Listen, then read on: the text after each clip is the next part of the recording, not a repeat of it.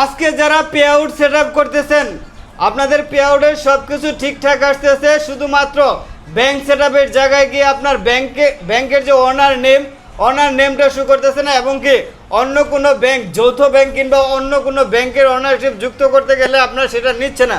এরকম যদি প্রবলেম হয়ে থাকে, আমার কাছে বেশ কয়েকটা আইডিয়া এরকম হয়েছে, সম্ভবত এটা ফেসবুকের আপডেট জনিত কোনো সমস্যা হইতে পারে।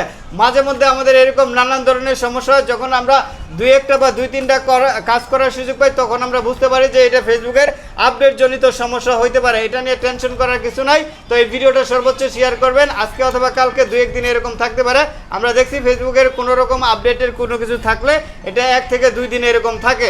তো ভাই আসছেন অনেক দূর থেকে, আরও অনেকেই আসছিলেন, ওনাদের পে আউট সেট আপটা আজকে করতে পারি নাই, তার জন্য দুঃখিত। আর এটা নিয়ে ভয় পাওয়ার কোনো কিছুই নেই। এখানে আপনার যৌথ ব্যাংক কিংবা আপনার একক ব্যাংক কিংবা আপনি কোনো কোম্পানির নামে ব্যাংক, এইটার নাম ওনার নাম শো করবে, এটা চেঞ্জ করেও আপনি যে কোনো একটা দিতে পারবেন।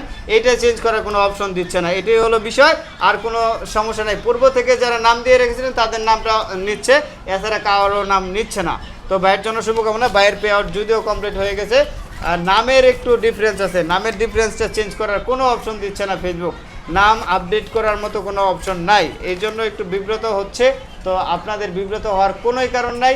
আজকে অথবা কালকে কিংবা 2-1 দিনের মধ্যে আবার এটা নতুন আপডেট পাবেন। আমি এটা নিয়ে আরও একটা ভিডিও দেবো। ভাই কোন জায়গা থেকে আসছিলেন? আমি আসছি ঢাকা গাবতলী থেকে। ঢাকা গাবতলী থেকে না আসছেন। ভাই একজন বড় ব্যবসায়ী, ওনার আসলে কোম্পানি মানে ওনার প্রতিষ্ঠানের নামে ব্যাংক, এই ব্যাংকের নামটা চেঞ্জ করার প্রয়োজন ছিল, চেঞ্জ করা গেল না। তারপরেও বলতেছি পরবর্তীতে চেঞ্জ করা যাবে ইনশাআল্লাহ। আসসালামু আলাইকুম ভাই।